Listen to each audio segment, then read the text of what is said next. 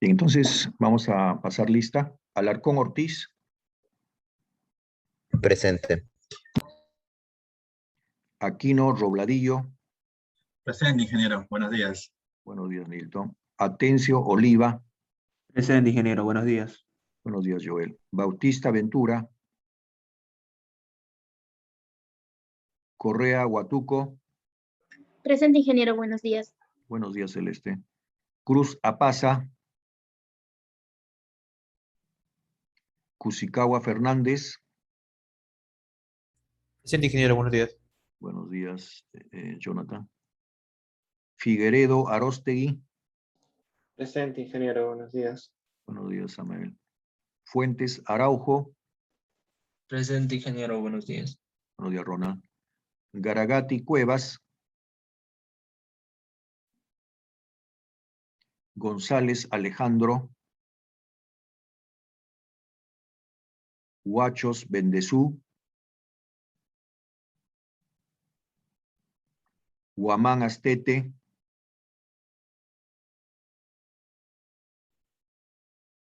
Huamán Espilco. Buenos días, ingeniero, presente. Buenos días, Vladimir. Guayapa Cupe. Presente, ingeniero, buenos días. Buenos días, Hildebrando. Hurtado Vila.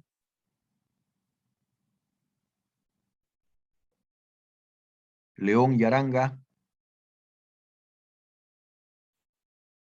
Yacuachaki Villalba. Luján Caseneuve. Presente, ingeniero. Buenos días. Buenos días, Viviana. Luyo Mamani. Mamani Ramírez. Montes Capcha. Presente, ingeniero, buenos días. Buenos días, Michael. Morales Ordonio. Morocco Quispe. Morón Pinedo. Presente, ingeniero, buenos días. Buenos días, Eddie. Nazario Tixe. Nieva Chavarría.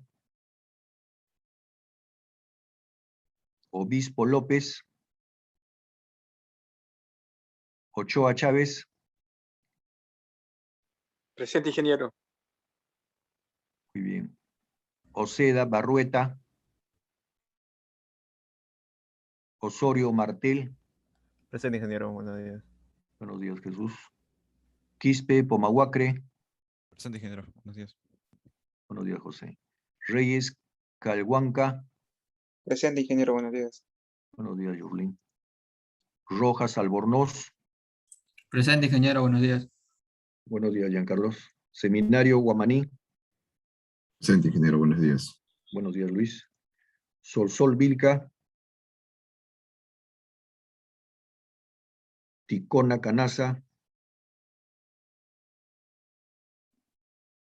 Uyilén Marcilla. Presente, ingeniero, buenos días. Buenos días, Miguel. Yaricagua Ugarte. Ceballos Portillo.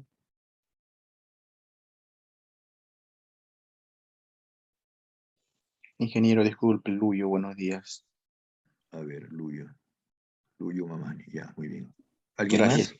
Ingeniero, sí, Bautista presente, ingeniero. Buenos días. Buenos días, Bautista. Juan. Ya. ¿Alguien Garagati, más? ingeniero, buenos días. Garagati, muy bien. ¿Alguien más? Ingeniero, buenos días. León, Buenos días. presente.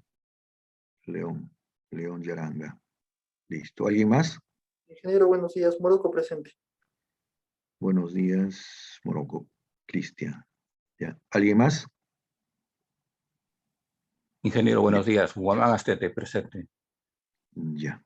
Muy bien, Moisés. Buenos días. Listo. Nadie más, ¿no? Tenemos una buena cantidad de inasistencia. A ver, Cruz, González, Huachos, Hurtado, Yacuachaki, Mamani Ramírez, Morales, Nazario, Nieva, Obispo, Nazario allá. Oceda, Solsol, Ticona y Aricagua. y Ceballos. ¿No? Tenemos varios. 1, 2, 3, 4, 5. Muy bien. 10.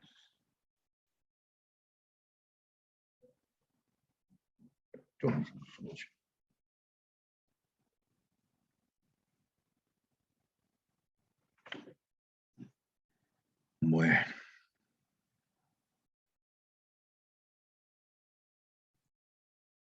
Yo no sé, bueno, siempre se matriculan y no vienen a clase, no sé por qué, porque de todas maneras siempre es importante asistir a clase por el seguimiento, quizás refrescar la memoria, como quieran, ¿no? Pero siempre es bueno, no sé por qué no asiste. Desde la primera clase faltaron 10, fíjense, ni para decir qué pasó, ¿no? Pero bueno.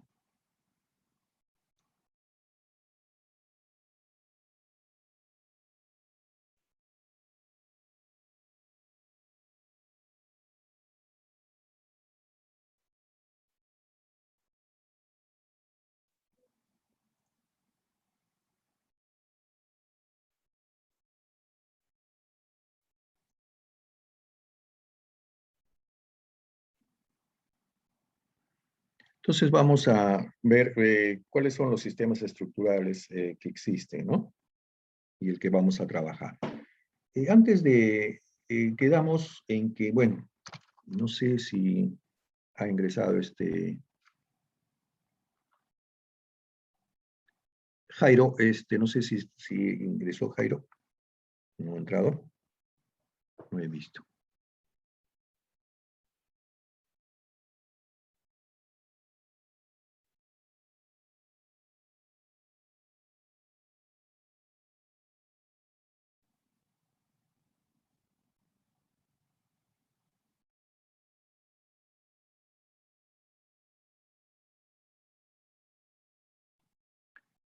Bueno, no, quedamos con lo que estoy tratando de comunicarles es la práctica, ¿no? Si el lunes tomamos la práctica de entrada o no.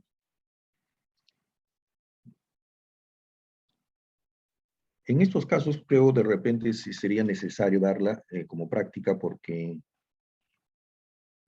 dadas las condiciones, cómo se está dando en la parte virtual, como que no están, básicamente no se están acordando de lo que están dando, ¿no? Y eso no está bien. Entonces, siempre es necesario la base, ¿no? Siempre es necesario la base. Entonces, hacerle recordar a la fuerza, de todas maneras, ayuda en algo, ¿no? Pero se supone que ustedes ya tienen que tener bien claro la base, digamos, para el curso. ¿Mm? Entonces, sería de repente necesario hacer su primera práctica, pues. Entonces, la primera práctica tendríamos diagrama de fuerza cortante y diagrama de momento flector, ¿no? De vigas hiperestáticas. ¿No? Vigas hiperestáticas, que es tema que hacemos, pues, ¿no? Vigas hiperestáticas. ¿Qué más? ¿Qué más hacemos de acá? Bueno, columnas también es un tema que podremos ver. Diagrama de fuerza cortante, diagrama de momento flector, vigas hiperestáticas, columnas. ¿Qué otro tema tenemos?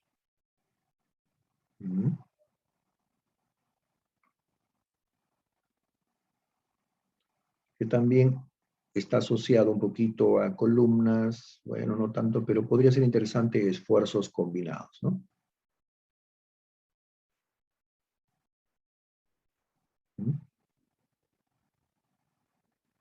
Entonces tendríamos eso y también flechas, ¿no? Flechas que también lo vamos a ver en la parte de serviciabilidad, vemos flechas.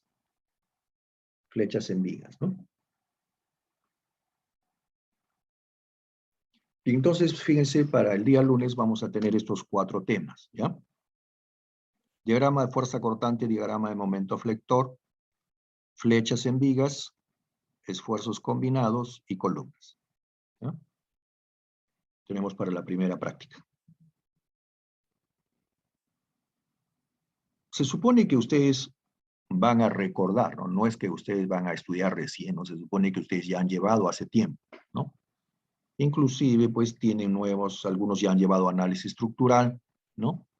Entonces, el cálculo de flechas, digamos, lo pueden hacer usando cualquiera del método, ¿no? No hay problema, ¿no?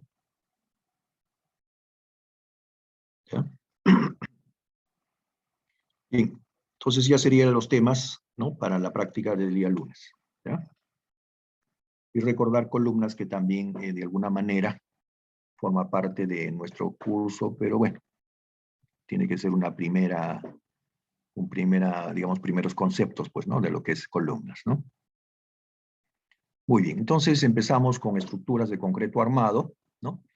Todos los elementos de concreto armado que conforman el sistema estructural sismo resistente deberán cumplir con lo previsto en el capítulo 21, disposiciones especiales para el diseño sísmico, de la norma técnica E060 de concreto armado del Reglamento Nacional de Edificaciones.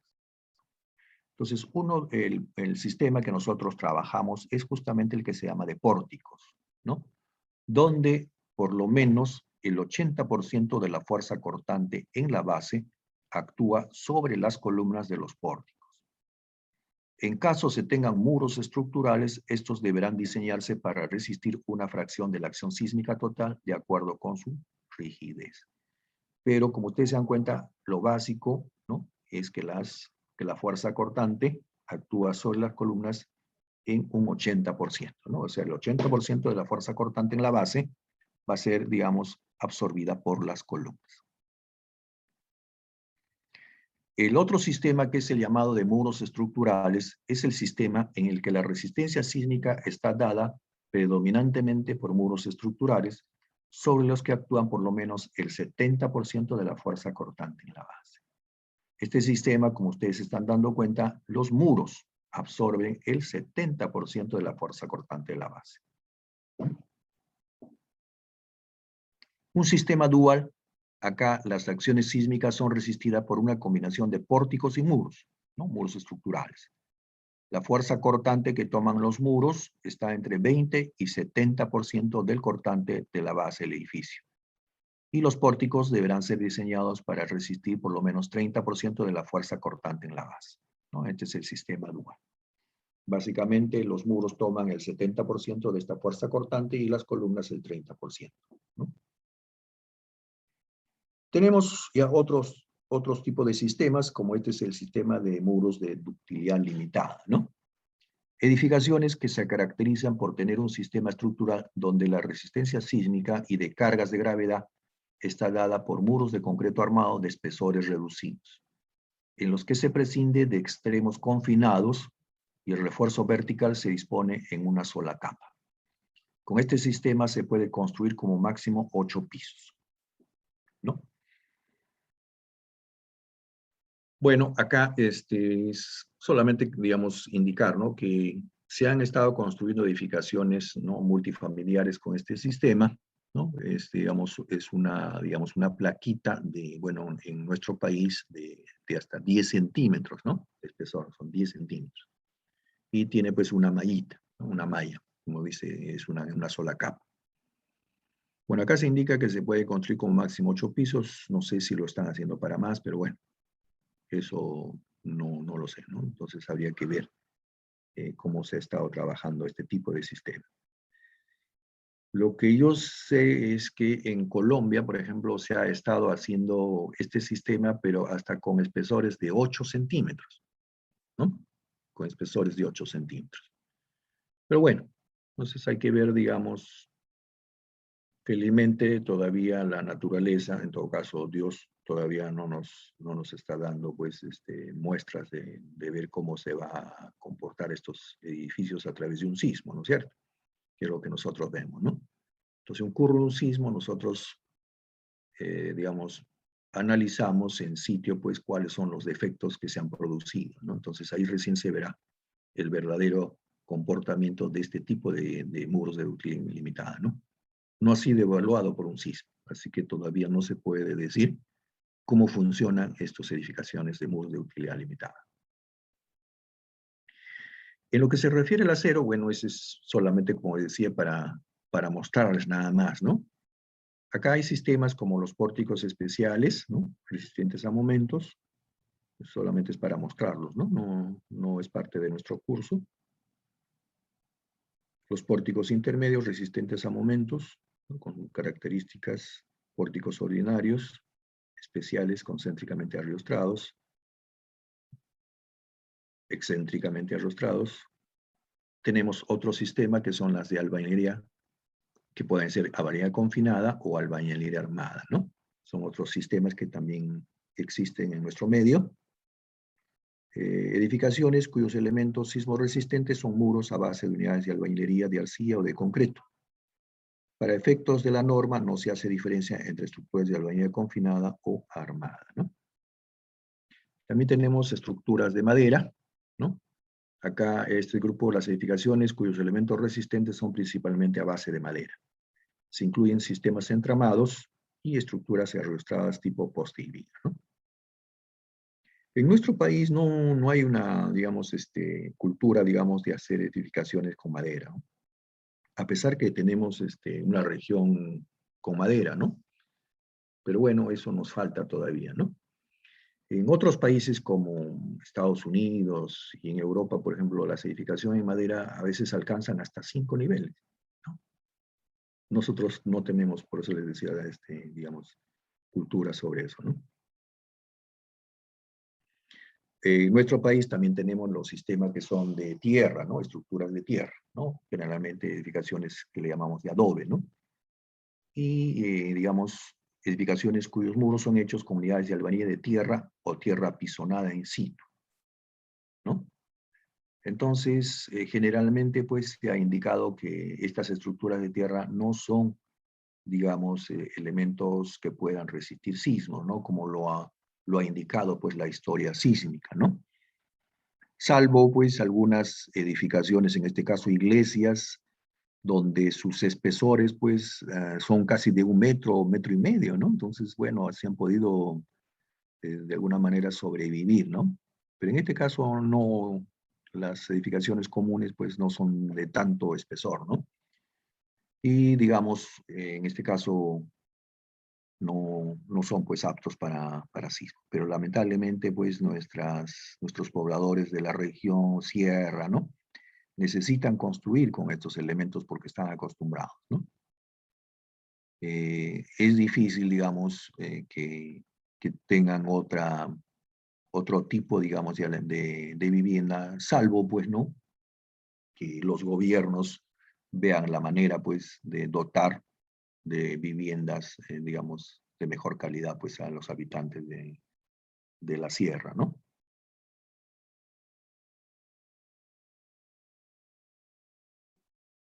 Muy bien, entonces ya con esto tenemos esta primera parte. Pasamos a otra que es también algo muy parecido, que es el...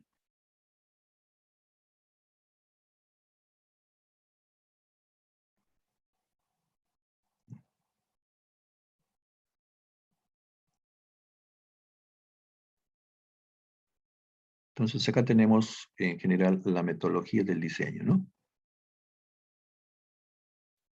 Entonces cuando hablamos del diseño estructural, ¿no? Que es un proceso de establecer las características de una estructura de modo que ésta pueda cumplir con sus objetivos dentro de las limitaciones existentes. Una estructura de ingeniería está bien proyectada o diseñada si puede desarrollar la función para la que fue concebida, si puede ser construida con la economía necesaria y si, a través de su vida útil, resiste las cargas actuantes y es estéticamente satisfactoria. Cuando hablamos de vida útil, generalmente, ¿no? En la práctica común, digamos, de la mayoría de países extranjeros, pues, generalmente a veces es 25 años, ¿no? Algunos, bueno, 50 años. En nuestro caso, creo que, para nosotros, creo 100 años, creo que está bien, ¿no? Pero bueno, lamentablemente es así porque nuestra economía no está para eso, ¿no? Estar, digamos, cambiando cada cierto tiempo, ¿no? Eso depende, bueno, como les decía, ya de la fortaleza económica del país. Los objetivos básicos de un proyecto estructural consisten en diseñar una estructura que sea funcional, resistente, económica y estética, ¿no? Esos son objetivos básicos de un proyecto, ¿no?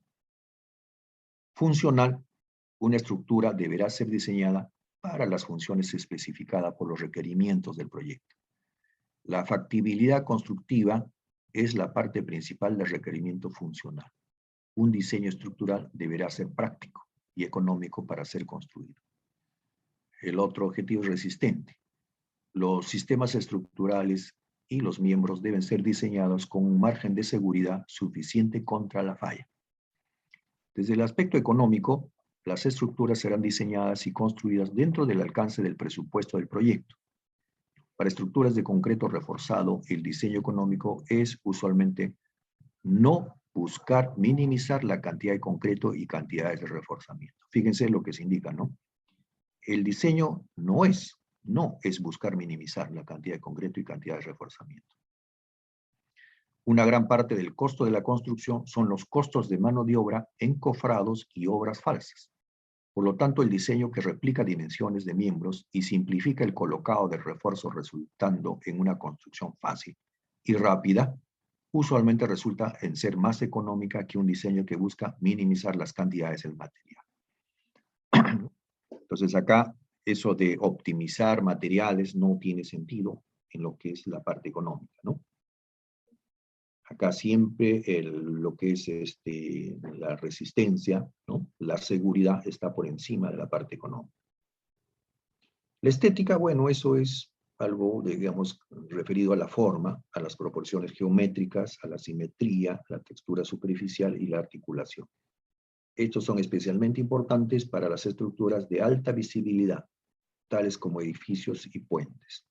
El ingeniero estructural debe trabajar en estrecha coordinación con los planificadores, arquitectos, otros profesionales del diseño y de la comunidad afectada para guiarlos en las consecuencias estructurales y la construcción de las decisiones derivadas de consideraciones estéticas. Esto, a pesar de que suena medio raro en sentido de que hablar de la estética de la forma, ¿no? Es importante. Nosotros no podemos construir un edificio, pues, que se nos venga en gana y que no guarde relación con el entorno, ¿no? Con el entorno urbano, ¿cierto? Digamos, por eso es que para que le den pase a un proyecto tiene que ser, digamos, entregado al municipio, ¿no? Donde va a hacerse el proyecto. Entonces el municipio observará y dará las condiciones, ¿no? De repente ustedes, como son jóvenes, no conocen, por ejemplo, en Chorrillos, ¿no? En esta zona, ¿cómo se llaman? Los pantanos, ¿no? ¿No? ¿Así se conoce? ¿Alguien conoce esa zona? Los pantanos, creo que se llama así, ¿no? Los pantanos de Villa. Pantanos de Villa, ingeniero. Sí, los pantanos de Villa. Bueno, ahí se construyó un edificio chileno, ¿no? Una empresa chilena construyó un edificio. Pero ahí, pues, los pantanos es una zona, pues, el entorno es natural, ¿no? O sea, y parece que no tuvo permiso. Así que le negaron el permiso y quedó ahí, pues. No funciona el proyecto. Ahorita, verdad que estoy hablando de eso, no sé si lo demolieron. ¿Alguien conoce eso o no? Sigue el edificio ahí. Todavía sigue el edificio ahí, ingeniero. Sigue, ¿no? No lo demolieron, ¿no? Seguramente por lo que es extranjero, ¿no? Porque si hubiera sido nacional ya lo hubieran demolido. Para no ser un problema seguramente medio de abuso, ¿no? Como era chileno, seguramente se ha quedado ahí nomás, pero no funciona. Porque las consideraciones son que se demuela, o sea, no es así nomás. Acá por donde vivo, digamos, yo vivo en un balconcillo, acá al frente me acuerdo a un médico, ¿no? En la zona acá al frente, un poco más allá de Matute, digamos, es una zona pues como le decía, de pura vivienda, ¿no? Con muchos edificios donde las áreas verdes son comunes, ¿no? No es que yo tengo mi jardín y yo lo puedo cercar, no. En estos centros de vivienda, en estas, ¿no? áreas de vivienda, digamos, los jardines son áreas comunes para todos. Entonces un médico que tenía por ahí su casita quiso, digamos, construir, digamos, ampliar, digamos, ¿no? Su consultorio. Pero le dijeron que no era posible, pues, ¿no?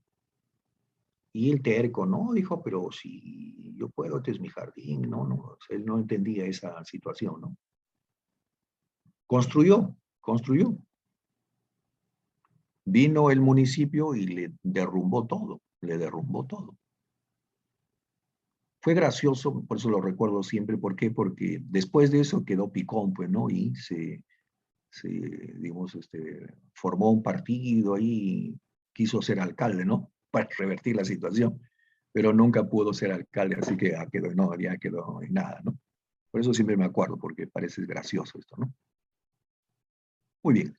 Entonces tenemos el diagrama de nuestro diseño estructural. Entonces, para hacer un proyecto, ¿no? Una edificación, nosotros primero deben darse pues las necesidades, ¿no? Frente a unas necesidades de hacer un proyecto, ¿no?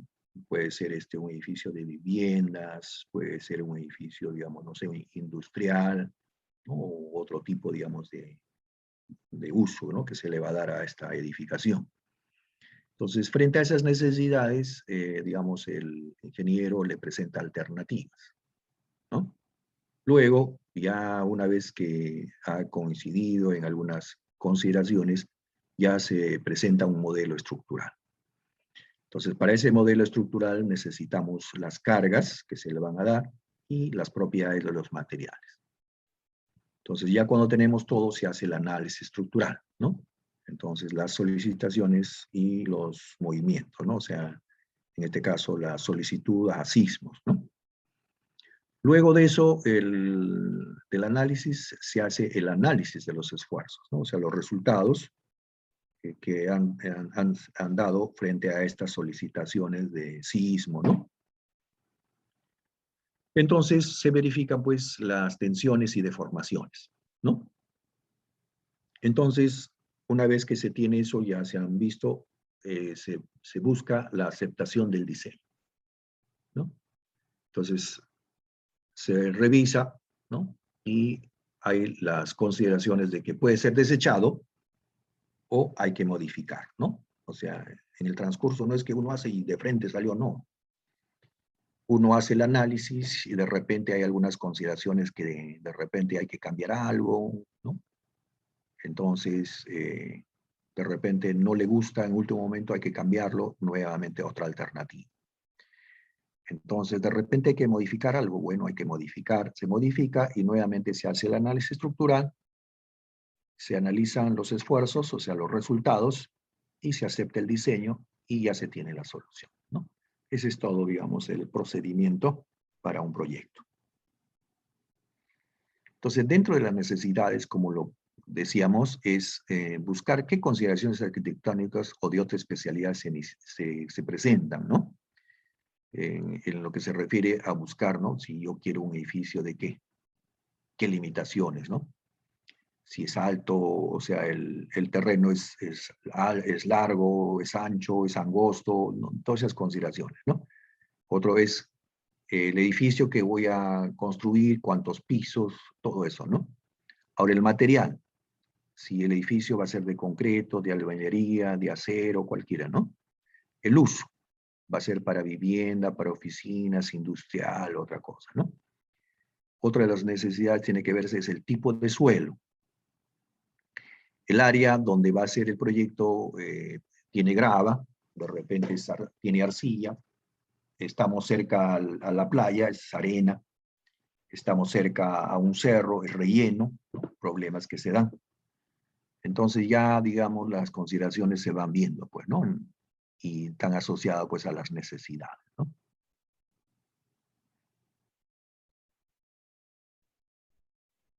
Como ustedes se están dando cuenta en los grafiquitos, ¿no? Definitivamente el suelo también juega un papel muy importante en el diseño de las edificaciones, ¿no? Si el terreno es malo, fíjense cómo puede ocurrir, ¿no? Acá, por ejemplo, acá es un suelo que es sujeto a licuación, ¿no?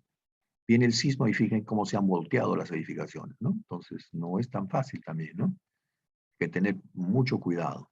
En laderas también es importante tener en cuenta los rellenos, ¿no? Estos rellenos a veces, pues, son hechos, como les comentaba, ¿no? En la clase anterior no son hechos de la mejor manera, ¿no? Además, muchas veces, pues, digamos, en algunos cerros se han construido colegios de INPES.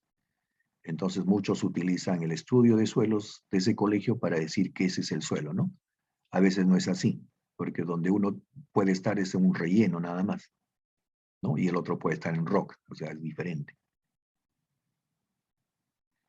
Entonces, acá las alternativas, como decíamos, es pues una edificación de concreto, de acero, ¿no? En ese caso ya, pues si es concreto, tenemos vigas y columnas. Si es acero, perfiles, ¿no? Entonces necesitamos perfiles. Luego, el modelo estructural, ¿no? Se parte de un modelo teórico, ¿no? Donde se hace, pues, una representación idealizada o simplificada de la estructura real, ¿no? Por medio de un modelo teórico, factible de ser analizada por los procedimientos de cálculo disponibles. Este modelo deberá ser lo suficientemente simple, pero al mismo tiempo lo más parecido posible a la estructura real. De ahí la dificultad para establecer las hipótesis simplificadas necesarias. La modelización se refiere a muchos aspectos. Identificación de la estructura resistente que compone el edificio, a la geometría, las cargas, al material de los mismos, a la representación de las conexiones entre elementos y de las condiciones de apoyo, al establecimiento de las leyes de comportamiento, así como la evaluación de las cargas, magnitud, situación, frecuencia y naturaleza, ¿no? Entonces, como ustedes se dan cuenta, acá, por ejemplo, es un sistema porticado. Acá ya se ve en rojo, se ve la inclusión de placas, ¿no? Entonces acá, digamos, ya también elementos en cruz, ¿no? Acá, digamos, elementos también con diagonales, ¿no? Entonces, ¿qué cargas estructurales conocemos? Debe actuarse un estudio de las acciones que se prevé van a actuar sobre la estructura. Este estudio debe referirse no solo a las magnitudes de las acciones, sino también a sus posibles posiciones y combinaciones, en orden a determinar cuál es la envolvente, la más desfavorable del estado de cargas, entendiendo como tal aquel que origina los esfuerzos y las deformaciones máximas. Entonces nosotros tenemos las llamadas cargas muertas, cargas vivas, cargas debido a la influencia del medio ambiente, como son las cargas de viento, las cargas de sismo. También tenemos las cargas hidrostáticas o de presión de tierra. Tenemos cargas por temperatura, cargas accidentales, ¿no? Entonces, ya les he hablado que en nuestro curso, para nosotros solamente vamos a tener presente cargas muertas y cargas vivas, que son las que forman las cargas de gravedad, ¿no? Ya la 3, que es generalmente la que se trabaja la carga de sismo, se hace en el siguiente curso, ¿no? Que es ingeniería antisísmica, ¿no? Ahí se complementa el curso, ¿no? Con las cargas de sismo o cargas laterales. Entonces las otras son cargas que probablemente en algún momento ya, digamos, vamos a tener un proyecto que involucre este tipo de cargas, ¿no? Entonces vamos a tener que usarlas, ¿no? Pero en la mayoría de veces siempre va a ser carga muerta, viva y carga de sismo nada más. La carga de viento para nosotros no es muy importante, felizmente, ¿no? Pero como ustedes saben, pues, las edificaciones, digamos, encima de nuestra línea ecuatorial, están sujetas, pues, a grandes huracanes, tifones, ¿no? Donde el viento sí es muy importante, ¿no? Ellos sí, es importante el viento. En cambio, nosotros felizmente no tenemos ese problema, pero sí tenemos problemas de sismo. Entonces, las cargas muertas, ¿no? Incluyen el peso de todos los elementos estructurales basados en las dimensiones de diseño, ¿no? Entonces, acá, generalmente, la carga muerta va a ser el peso propio. También vamos a incluir en estas cargas muertas el peso permanente de materiales o artículos, tales como, bueno, paredes, muros, cielos rasos, pisos, cubiertas, escaleras, equipos fijos, y todas las cargas que no son causadas por la ocupación del edificio. Son cargas que tendrán invariablemente el mismo peso y localización durante el tiempo de vida útil de la estructura, ¿no? Entonces son todos los elementos que van a permanecer, digamos, durante la vida útil de la estructura, ¿no? Van a estar ahí permanentes. Esa es la carga muerta. En cambio, la carga viva, como vamos a ver, son las personas, los muebles, ¿no? Las personas generalmente nosotros no estamos todo el tiempo, no estamos una temporada, así como digamos, íbamos a la universidad. La carga viva, pues éramos todos los alumnos, ¿no? Llegábamos un momento, estábamos ahí, y después en la tarde ya quedaba libre, ¿no? Entonces, esto no es permanente, si ustedes se dan cuenta, ¿no? La carga viva no es permanente, ¿no? Por eso se llama carga viva. Es diferente, ¿no? Entonces, bueno, acá ya se muestra, pues, ¿no? Carga muerta del techo, carga viva si es que hay nieve, dice, carga muerta de los muros, ¿no? Carga muerta de los pisos. En cambio acá las personas y los muebles son carga viva, ¿no? Acá también tenemos empuje, ¿no? Del suelo. En este caso el suelo es hasta acá. Entonces este elemento está sujeto a un empuje del suelo. Las cargas vivas. Las cargas vivas son cargas no permanentes, producidas por materiales o artículos e inclusive gente en permanente movimiento. Cabinas, particiones y personas que entran y salen de una edificación pueden ser consideradas como carga viva. Para simplificar los cálculos, las cargas vivas son expresadas como cargas uniformes aplicadas sobre el área de la edificación. Las cargas vivas que se utilizan en el diseño de la estructura deben ser las máximas cargas que se espera ocurran en la edificación debido al uso que ésta va a tener y están determinadas con base a una parte variable y a una porción sostenida por el uso diario, ¿no? Por ejemplo, acá tenemos, decimos, el edificio que se va a proyectar va a ser para oficina. Entonces la carga viva, que está en la norma, la E020, que es la norma de cargas, ¿no? Eso es muy bueno que también ustedes se la bajen. La E020 es la norma de cargas, ¿no? Entonces, para empezar, ¿no? Ustedes tienen que bajarse esa norma, ¿no? La E020, la E060, que es la de concreto armado, ¿ya? Bueno, más adelante la E030, que es de sismo, ¿no? Entonces esa la vamos a usar, digamos, ya en el siguiente curso que van a llevar, ¿no? Pero para acá nosotros necesitamos la E020 y la E060. ¿Ya? Entonces, como decíamos acá, de la E020 se saca, pues, ¿no? Dice ahí, carga viva para oficinas por el uso 250 kilogramos por metro cuadrado. Entonces, estos 200 se le carga a todos los pisos, ¿no? A todos los pisos. Excepto, por ejemplo, en la azotea, pues, ¿no? Luego tenemos las cargas de viento. Como decíamos, nosotros felizmente no digamos, tenemos ese problema, pero son cargas dinámicas y son aproximadas usando cargas estáticas equivalentes. La mayor parte de los edificios y puentes pueden utilizar este procedimiento, ¿no? Es un procedimiento digamos, de cargas estáticas equivalentes. Y solo en casos especiales se requiere un análisis modal o dinámico. Ahora sí se hace. Antiguamente no, pero ahora sí, digamos, se hace todo eso, ¿no? Un análisis modal o dinámico. La presión ocasionada por el viento es proporcional al cuadrado de la velocidad y debe ser calculada principalmente en las superficies expuestas de una estructura. Entonces así está, ¿no? El flujo de aire sobre una estructura, ¿no? La presión que se da sobre unos lados, pero ejerce pues succión en otros, ¿no? Hay presión en un lado y succión por otro lado, ¿no? Entonces todo esto pues de repente donde van a ver, y no sé si seguirá, por ejemplo, en este caso los profesores del curso de diseño en acero, verán algo sobre el viento, ¿no? ¿Por qué? Porque en diseño en acero generalmente pues se construyen hangares, estos elementos altos, ¿no? Entonces, como tenemos una superficie, digamos, estas superficies son altas, entonces ahí se puede ver un efecto de viento que pueda, digamos, tener alguna influencia, pues, ¿no? Entonces yo me acuerdo que en diseño en acero veíamos algo sobre viento.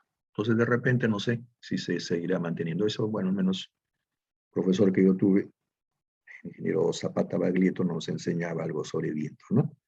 Donde, digamos, en nuestro país no hay muchas zonas, ¿no? Pero sí, digamos, son conocidas, ¿no? La zona de cerca Ica y zona de selva, digamos, hay zonas un poquito, digamos, de viento, ¿no?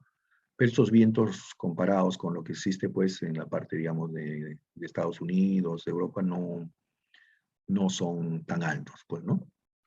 No son muy, muy altos. Cargas de sismo. Bueno, en este caso sí, va a ser importante tener en consideración el sismo, ¿no? Ya, como les dije, en su siguiente curso van a tener presente este curso, este tema, ¿no? Las cargas hidrostáticas o de presión de tierra, ¿no? Acá es necesario este empuje en muros de contención en sótanos, ¿no? Entonces, en el diseño de los muros de contención de los sótanos y otras estructuras, ¿no?, aproximadamente verticales localizados bajo tierra, debe tenerse en cuenta el empuje lateral del suelo adyacente. Igualmente deben tenerse en cuenta las posibles cargas tanto vivas como muertas que pueden darse en la parte superior del suelo adyacente. Cuando parte o toda la estructura del sótano está por debajo del nivel freático, el empuje debe calcularse para el peso del suelo sumergido y la totalidad de la presión hidrostática. Entonces van a darse esas consideraciones. Entonces hay que tomar en cuenta esos empujes, ¿no? Dice, el coeficiente de empuje de tierra deberá elegirse en función de las condiciones de deformabilidad de la estructura de contención, pudiéndose asignar el coeficiente de empuje activo cuando las estructuras tengan libertad de giro y de traslación. En caso contrario, el coeficiente será el de reposo, o uno mayor, hasta el valor del pasivo, a juicio del ingeniero geotecnista y de acuerdo con las condiciones geométricas de la estructura y de los taludes adyacentes, ¿no? Entonces acá es importante un ingeniero geotecnista. También tenemos este tipo de cargas debido a una presión ascendente o lo que se llama supresión. En losas de piso de sótanos, en el diseño de la losa de piso del sótano y otras estructuras aproximadamente horizontales localizados bajo tierra, debe tenerse en cuenta la totalidad de la presión hidrostática ascendente aplicada sobre el área, ¿no? Acá tenemos, por ejemplo, esta construcción, ¿no? Y hay problemas, pues en este caso tenemos el nivel freático, ¿no? Entonces esto hay que tener presente, ¿no? Entonces la cabeza de presión hidrostática debe medirse desde el nivel freático, ¿no? La misma consideración debe hacerse en el diseño de tanques y piscinas. Entonces es importante. Otro de los temas que hay que ver respecto de las cargas son los suelos expansivos, ¿no? Cuando existen suelos expansivos, dice, bajo la cimentación de la edificación o bajo losas apoyadas sobre el terreno, la cimentación, las losas y los otros elementos de la edificación deben diseñarse para que sean capaces de tolerar movimientos que se presenten y resistir las presiones ascendentes causadas por la expansión del suelo. O bien, los suelos expansivos deben retirarse o estabilizarse debajo y en los alrededores de la edificación, de acuerdo con las indicaciones del ingeniero geotecnista. Fíjense cómo se deforma, ¿no? Se hincha el suelo y se deforma totalmente, ¿no? Entonces acá yo creo que es un concepto que ya lo vamos viendo que es muy, muy importante, que es el estudio de mecánica de suelos. Fundamental para la construcción de una edificación, ¿no? Entonces ya ustedes están viendo lo fundamental que es el ingeniero geotecnista en el estudio de la mecánica de suelos, ¿no? Otro de los temas son las zonas inundables. ¿No? Dicen, aquellas zonas designadas por la autoridad competente como inundables, el sistema estructural de la edificación debe diseñarse y construirse para que sea capaz de resistir los efectos de la flotación y de desplazamiento lateral causada por los efectos hidrostáticos, hidrodinámicos y de impacto de objetos flotantes. Entonces, definitivamente, ¿no? Se debe hacer un estudio para evitar cualquier problema, ¿no? Que en realidad no se hace, ¿no? En realidad en nuestra selva no se hace, ¿no? Generalmente está basada en la experiencia, ¿no? En esta zona no hay troncos, ¿no? O sea, que están, digamos, porque los problemas se dan cuando hay, pues, elementos que están, digamos, abajo, ¿no? Uno viene con su barcaza y se puede chocar y que son los accidentes que se producen, ¿no? A pesar, digamos, y además no hay proyectos de este tipo, ¿no? Entonces otras zonas sí, digamos, hacen uso de esto, ¿no? O sea, grandes edificaciones que generalmente son de madera y hacen pues un estudio de todo el área, ¿no? Bien, acá vamos a mostrar algunas propiedades del concreto, ¿no? Que son importantes, como el módulo de elasticidad del concreto. El término módulo de elasticidad o módulo de Young del concreto puede aplicarse estrictamente a la parte lineal de la curva esfuerzo de formación. Sin embargo, en el caso del concreto, ninguna parte de la curva esfuerzo de formación es lineal, ¿no? Por lo tanto, es necesario recurrir a definiciones arbitrarias, basadas en consideraciones empíricas. Así se puede definir el módulo tangente inicial o tangente a un punto determinado de la curva esfuerzo de formación y el módulo secante entre dos puntos de la misma. El módulo secante de elasticidad del concreto se define como la pendiente de la línea recta que une el origen con un esfuerzo dado alrededor del 0,45 F'C. Este valor, llamado simplemente módulo de elasticidad del concreto, satisface la suposición práctica de que el concreto se comporta elásticamente para cargas de corta duración. Entonces, en el caso del concreto, como ustedes saben, pues digamos, el gráfico esfuerzo de formación nos muestra una curva, ¿no? Donde no define, en su parte inicial no define una etapa lineal, ¿no? Una etapa lineal elástica, no define. Entonces, nosotros cuando hablamos de eso, ¿por qué necesitamos definir una etapa lineal elástica? ¿Por qué? Porque ahí trabaja la ley de Hooke, ¿no es cierto? Entonces acá lo que se ha hecho es más o menos trabajar con el módulo secante, ¿no? Tomando en consideración el 0,45 del F'C. Entonces el esfuerzo último es el F'C. Y a 0,45 a ese punto se traza pues una línea secante, y ahí, digamos, es que se ha establecido, digamos, esa línea secante nos ha permitido encontrar estas condiciones para determinar el módulo de elasticidad, ¿no? La pendiente en esa zona. Entonces, la pendiente en esa zona, el ángulo ya sabemos que es el módulo de elasticidad, ¿no? Entonces, ¿cómo se indica? Trabajando a ese valor de 0,45, ese módulo secante, se ha encontrado lo que es el módulo de elasticidad del concreto.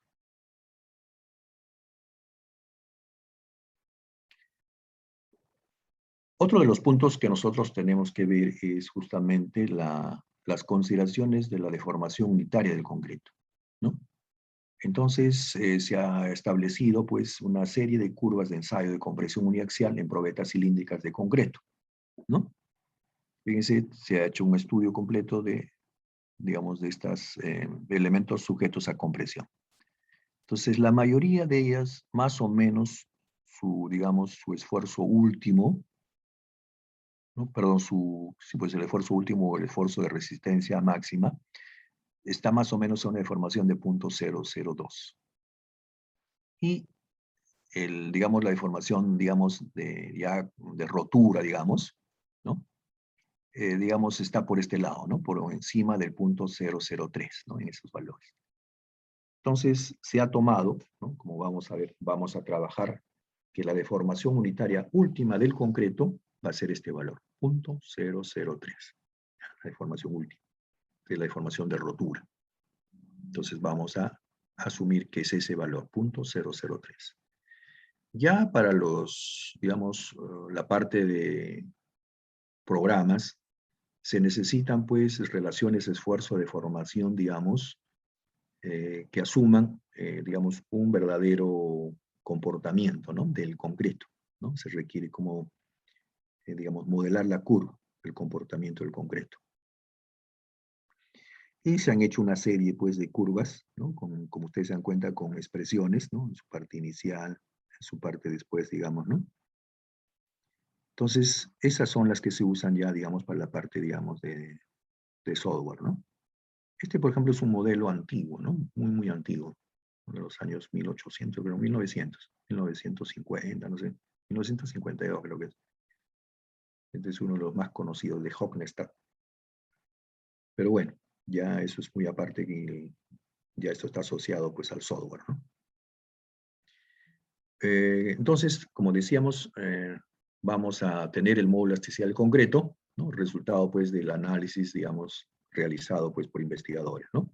Entonces el ACI 318, ¿no? Recomienda pues un módulo de elasticidad, ¿no? Para concretos más o menos entre 1445 y 2325, ¿no? Basado en el módulo de elasticidad secante, ¿no? Intersectado a 0,45 del F'C, ¿no? Y es ese valor, ¿no? La ecuación 1, ¿no? Que nos resulta, pues, cuando ya trabajamos con nuestro peso normal, ¿no? En el caso nuestro, se acerca, bueno, el concreto nosotros trabajamos con 2.400 kilos por metro cúbico, ¿no? Es la densidad que nosotros trabajamos. Entonces, para esos valores, el valor del módulo es 15.100 raíz de F'C. Entonces, esa ecuación nosotros la vamos a ya tener presente. Entonces, cuando requiramos del módulo de elasticidad del concreto, ya en nuestra cabeza estará 15.100 raíz de F'C. Ese es el módulo de elasticidad del concreto en kilogramos por centímetros cuadrados, ¿no? Bueno, WC, que está en la fórmula 1, es la densidad del concreto, que en nuestro caso, como les decía, es de 2.400 kilos por metro cúbico. Y F'C, la resistencia a la compresión del concreto, ¿no? La calidad del concreto, kilogramos por centímetro cuadrado. El módulo de elasticidad del concreto depende también de otros factores, distintas a la resistencia y a la densidad del concreto, como son la calidad del concreto, la edad del concreto, el nivel de esfuerzos, la humedad, la temperatura y la duración de los esfuerzos aplicados.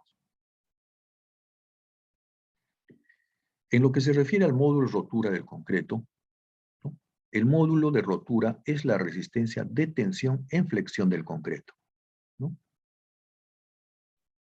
Fíjense, según el reglamento ACI, el módulo de rotura que lo define como F sub R, ¿no? FR, puede calcularse con la siguiente ecuación empírica, ¿no? Entonces, en nuestro caso, nosotros también cuando hablemos del módulo de rotura, este va a ser igual a 2 raíz de F'C, donde F'C está en kilos centímetros cuadrados, ¿no?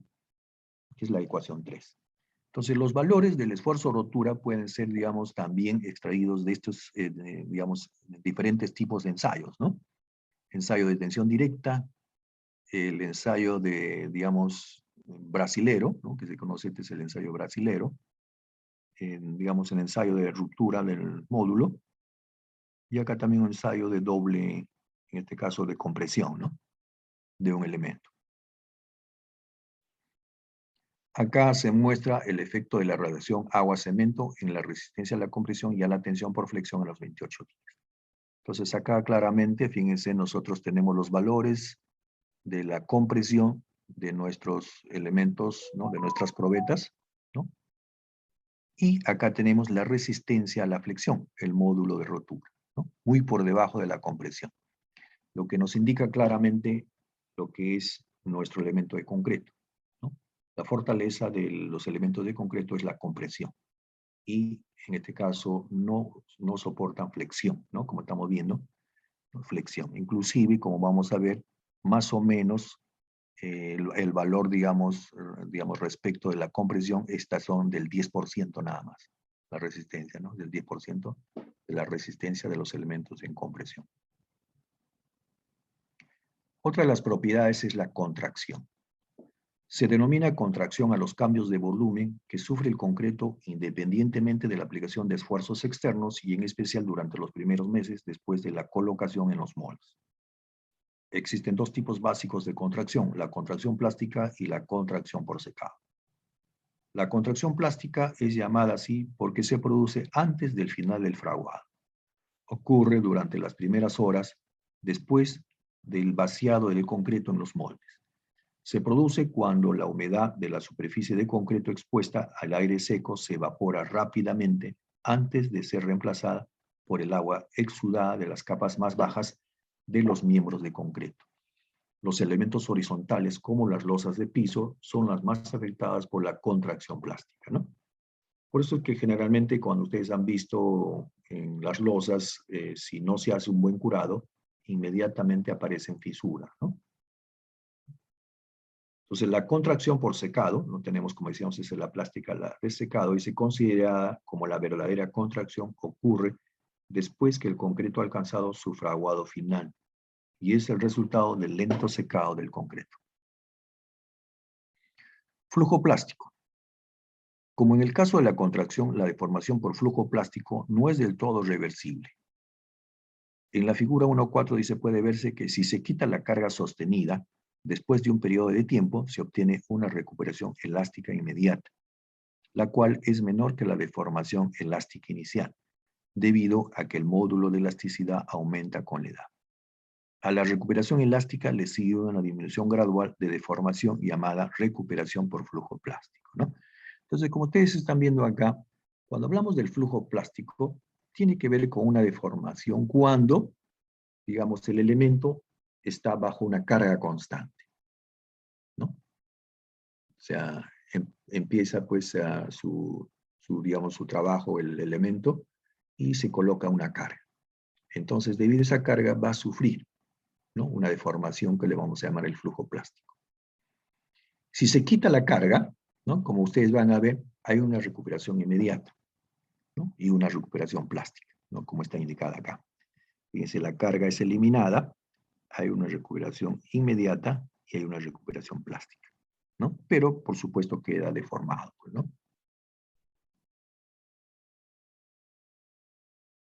En lo que se refiere al acero, algunas propiedades tienen que ver con la elasticidad, ¿no? Bueno, acá dice elasticidad, la propiedad que tienen los cuerpos de recuperar tamaño y forma después de la deformación. Si el material se somete a una carga, sufrirá una deformación. Si al eliminar la carga, el material vuelve a su forma y tamaño, se habrá reproducido en él una deformación elástica. Al esfuerzo se le llama elástico cuando se produce dentro del intervalo elástico. Generalmente nosotros, pues, ya sabemos, ¿no? El diagrama esfuerzo-deformación, ¿no? Esta primera etapa va a ser, pues, la etapa elástica, ¿no? Lineal elástica. Y en esta etapa lineal elástica se cumple la ley de Hooke, ¿no? El límite de elasticidad es el esfuerzo máximo uniaxial que se puede aplicar a un material sin causarle ninguna deformación permanente, ¿no? Límite de elasticidad. Plasticidad es una propiedad contraria a la elasticidad, ya que permite a los cuerpos conservar la deformación después de suprimir la carga. Límite de fluencia es el esfuerzo a partir del cual el material presenta un gran incremento en sus deformaciones, sin existir incrementos correspondientes en el esfuerzo. Este punto se localiza en un diagrama esfuerzo-deformación, en donde al trazar una tangente a dicha curva, esta quedaría en posición horizontal. Entonces acá está el punto de fluencia, fíjense acá, punto superior de fluencia, ¿no? Entonces ahí está el punto de fluencia.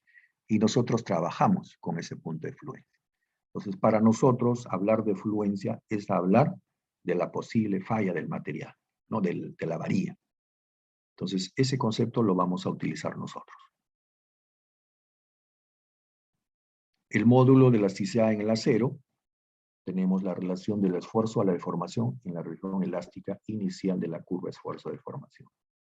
Se determina este valor por medio de la pendiente de dicha porción elástica del diagrama, ¿no? Entonces acá tenemos que el módulo de elasticidad es el esfuerzo entre la deformación, ¿no? Dice, en la mayoría de los materiales, el valor del módulo de elasticidad es el mismo en tensión que en compresión. Módulo de cortante. Se representa por G y se le denomina módulo de elasticidad al esfuerzo cortante o módulo de rigidez. Este valor lo obtenemos a partir de una de las constantes elásticas denominada módulo de Poisson y está dada por la siguiente expresión. Entonces acá se relaciona el módulo cortante con el módulo de elasticidad, ¿no? El módulo de cortante va a ser E, que es el módulo de elasticidad entre 2, 1 más Poisson. Resistencia al impacto. Es una medida para determinar la capacidad que tiene un acero para absorber una cantidad de energía al hacerle aplicaciones de cargas rápidas. Por acá tenemos curvas típicas, esfuerzo de formación de diferentes tipos de acero. Acá solamente puede indicar que, por ejemplo, esta es la curva con la que generalmente nosotros trabajamos, ¿no? Es un acero A36. Y como ven, existen pues aceros de mayor, digamos, resistencia, ¿no? Muy bien, entonces acá ya pues dentro de lo que ya hemos visto el análisis estructural, tenemos la geometría, las condiciones de contorno, los materiales y las acciones, ¿no? Bien, entonces fíjense la norma, ¿no? La norma nuestra, esta es la E030, que es la norma de diseño sismo resistente, nos muestra, ¿no? Todo el procedimiento, ¿no? Para completar un proyecto, ¿no? Acá, por ejemplo, en el anexo número 02 indica procedimiento sugerido para la determinación de las acciones sísmicas, ¿no? Entonces, esto cuando nosotros, pues, necesitamos, por supuesto, todas estas consideraciones, ¿no? Bueno, si estamos en la zona urbana, a veces ya no necesitamos, ¿no? Pero de repente si estamos en una zona rural, de repente requerimos, ¿no? Conocer algunas de estas, digamos, solicitaciones en estas zonas, ¿no? Las acciones sísmicas para el diseño estructural dependen de la zona sísmica. Del perfil del suelo, bueno, la zona sísmica se le llama Z, ¿no? Se está definido el perfil del suelo, que es S, y también está asociado a los periodos TP y TI, ¿no? Del uso de la edificación, que se le llama U, del sistema sismo resistente R, y las características dinámicas de la edificación, ¿no? Periodo y C, en este caso, y de su peso P. En la etapa 1 se busca reconocer el peligro sísmico, ¿no? En esa zona. Los pasos de esta etapa dependen solamente del lugar y las características del terreno de fundación del proyecto. No dependen de las características del edificio, ¿no? Por supuesto, entonces la etapa 1 es reconocer el peligro sísmico en ese terreno, ¿no? Entonces hay que ver en su paso 1, el factor de zona, Z. Se determina la zona sísmica donde se encuentra el proyecto en base al mapa de zonificación sísmica, ¿no? Entonces eso ya ya está determinado, entonces se busca pues, no lo tengo. ¿Qué pasó? Bueno. Luego, en el paso 2 se ve el perfil de suelo. También el de estudio de mecánica de suelos, se determina el tipo de perfil de suelo según el numeral, ¿no? Entonces, todo esto está dado en la norma, ¿no? Entonces, todo esto lo pueden verificar en la norma y tener ahí los diagramas, las tablas que están dadas ahí en la norma, ¿no? La E030. Entonces, de acuerdo a los estudios, se verifica, pues, ¿no? ¿Cuál es el perfil de suelo? Cuando no se conozcan las propiedades del suelo, hasta la profundidad de 30 metros, el profesional responsable del estudio de mecánica de suelos determinará el tipo de perfil de suelo sobre la base de las condiciones geotécnicas conocidas. Se pasa a un paso 3, se calcula los parámetros de sitio, S, T sub P y T sub L, ¿no? Que son los periodos, numeral 2,4. El factor de amplificación del suelo se obtiene de la tabla número 3 y depende de la zona sísmico y el tipo de perfil del suelo. Los periodos TP y TL se obtienen en la tabla número 4 y solo dependen del tipo del perfil de suelo, ¿no? Se va, digamos, avanzando. En el paso 4 se construye la función factor de amplificación sísmica C versus el periodo. Entonces depende de los parámetros de sitio TP y TL. Se definen los tramos, 3 tramos, periodos cortos, intermedios y largos. Y se aplica para cada tramo las expresiones de este numeral. Se pasa a una etapa 2, la caracterización del edificio, ¿no? Entonces ya acá con esto la primera, la etapa 1 es el peligro sísmico del terreno. Luego en la etapa 2, la caracterización del edificio, ¿no? Acá dice, los pasos de esta etapa dependen de las características de la edificación, como son su categoría, sistema estructural y configuración regular o irregular. En el paso 5 se ve pues la categoría de la edificación y el factor de uso, U, ¿no? Eso está dado en el numeral 3.1. La categoría de la edificación y el factor de uso se obtienen en la tabla número 5. En el paso 6 se busca el sistema estructural, ¿no? ¿Cuál es el sistema estructural que se va a utilizar en este edificio?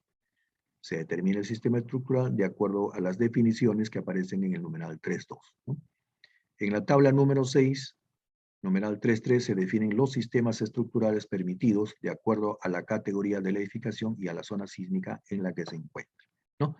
Esto quiere decir, fíjense, que ya nuestra norma establece qué tipo, ¿no?, de estructura, de sistema estructural debe utilizarse dependiendo de la zona sísmica. ¿Ah? Paso 7, coeficiente básico de reducción de fuerzas sísmicas, ¿no? El numeral 3.4. Entonces dice, de la tabla 7 se obtiene el valor del coeficiente R sub 0 que depende únicamente del sistema estructural. Paso 8, los factores de irregularidad, ¿no? Acá el factor de irregularidad se determinará como el menor de los valores de la tabla correspondiente a las irregularidades existentes en altura. El factor I sub P se determinará como el menor de los valores de la tabla número 9 correspondiente a las irregularidades existentes en planta. En la mayoría de los casos se puede determinar si una estructura es regular o irregular a partir de su configuración estructural. Pero en los casos de irregularidad de rigidez e irregularidad torsional se debe comprobar con los resultados del análisis sísmicos según se indica en la descripción de dichas irregularidades, ¿no? Esto es importante, lo que son los factores de irregularidad, ¿no? Inclusive esto ha servido para que se hayan hecho muchas tesis, ¿no? Las tesis, digamos, que trabajan en edificaciones, por ejemplo, tienen que ver con estos factores, ¿no? Entonces, la presencia de irregularidad en altura, la presencia de irregularidad en planta, ¿no? Las condiciones de, digamos, que irregularidad por rigidez. Todos son temas que son, digamos, hasta ahora considerados para hacer, digamos, tesis, ¿no?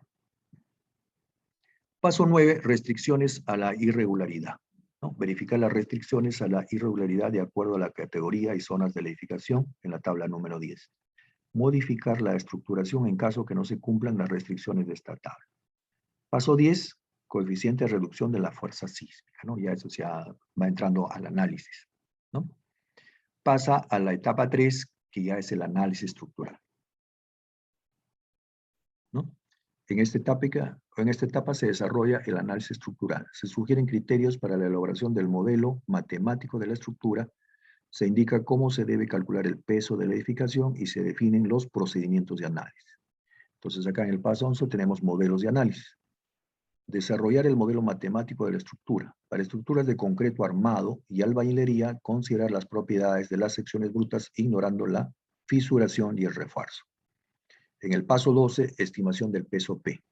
Se determina el peso P para el cálculo de la fuerza sísmica, adicionando a la carga permanente total un porcentaje de la carga viva que depende del uso y la categoría de la edificación, definiendo de acuerdo a lo indicado en este numeral. Se pasa al 13, procedimiento de análisis sísmico. Se definen los procedimientos de análisis considerados en esta norma, que son análisis estático, el análisis dinámico modal espectral, ¿no? Son dos tipos de análisis, el estático y el dinámico a modal espectral. En el paso 13A tenemos el análisis estático. Este procedimiento solo es aplicable a las estructuras que cumplan lo indicado en el numeral 451. El análisis estático tiene los siguientes pasos. Se calcula la fuerza cortante en la base por cada dirección de análisis. Para determinar el valor de C, se debe estimar el periodo fundamental de vibración de la estructura en cada dirección. Se determina la distribución en la altura de la fuerza sísmica de cada dirección. Se aplica las fuerzas obtenidas en el centro de masas de cada piso. Además, se debe considerar el momento torsor accidental. Se considera fuerzas sísmicas verticales para los elementos en los que sea necesario. Y el análisis dinámico, ¿no? Si se elige o es un requerimiento de desarrollo de un análisis dinámico modal espectral, se debe determinar los modos de vibración y sus correspondientes periodos naturales y masas participantes, ¿no? Mediante un análisis dinámico del modelo matemático. Se calcula el espectro inelástico de pseudoaceleraciones para cada dirección de análisis, se considera la excentricidad accidental, se determina los resultados de fuerzas y desplazamientos para cada modo de vibración. Se determina la respuesta máxima, se deben escalar todos los resultados obtenidos para fuerzas considerando un cortante mínimo en el primer entrepiso, que será un porcentaje del cortante calculado con el método estático. Se considera fuerzas sísmicas verticales, ¿no? Usando un espectro con valores iguales a 2/3 del espectro. Bueno, son procedimientos que ya ustedes lo van a ver en su curso de ingeniería sísmica, ¿no? Ya complementado en el siguiente curso. Entonces acá es buscar todos esos valores que se está indicando, ¿no? Como decíamos, se hace todo eso, se hace el análisis, o sea, se aplica ya el programa. Los métodos de análisis estructural se basan en estudios y cálculos sobre modelos matemáticos que se asimilan a la estructura real, tal como lo hemos visto, ¿no? De otra manera, el modelo matemático expresa, o al menos lo intenta, los aspectos físicos reales. Así, por ejemplo, cuando pretendemos establecer el tipo de material acero, hormigón, madera, lo indicaremos con unas constantes o expresiones que lo identifican inequívocamente. Decíamos que la modelización refiere a muchos aspectos. Uno de ellos es el de establecimiento de las leyes de comportamiento. ¿Qué queremos decir con esto? Que se establecen unas relaciones entre las tensiones y las deformaciones que ocurren en los elementos que se están dimensionando y que por lo tanto se establece a través del material. Se analizan los requerimientos de la normatividad de análisis sísmico en cuanto al nivel de deformaciones de la estructura y de los valores de esfuerzos admisibles en los elementos que conforman la estructura, ¿no? Entonces acá ya cuando ustedes ya hagan el análisis, ya el resultado pues se van a verificar así, ¿no? En las deformaciones, ¿no? Estos son los desplazamientos de piso, estas son las distorsiones de entrepiso, ¿no? Entonces ya se verifica y se, digamos, se compara con las consideraciones de la norma, ¿no? Entonces, para indicar si el resultado es correcto, ¿no? Entonces, acá, inclusive, fíjense, la etapa 4 es la validación de la estructura, ¿no? Entonces, la misma norma, ¿no? Fíjense, nos da todas estas consideraciones. En su paso 14, la revisión de las hipótesis del análisis. En su paso 15, restricciones a la irregularidad. En el 16, determinación de desplazamientos laterales. En el 17, distorsión admisible. 18, separación entre edificios, ¿no? Esto es importante porque entre edificio y edificio tiene que haber una separación, ¿no? Entonces, esas son las consideraciones para que el diseño sea aceptado. ¿No? Entonces, muy bien, acá ya hemos terminado toda la parte que es de introducción, ¿no? Entonces, vamos a pasar a nuestro siguiente tema.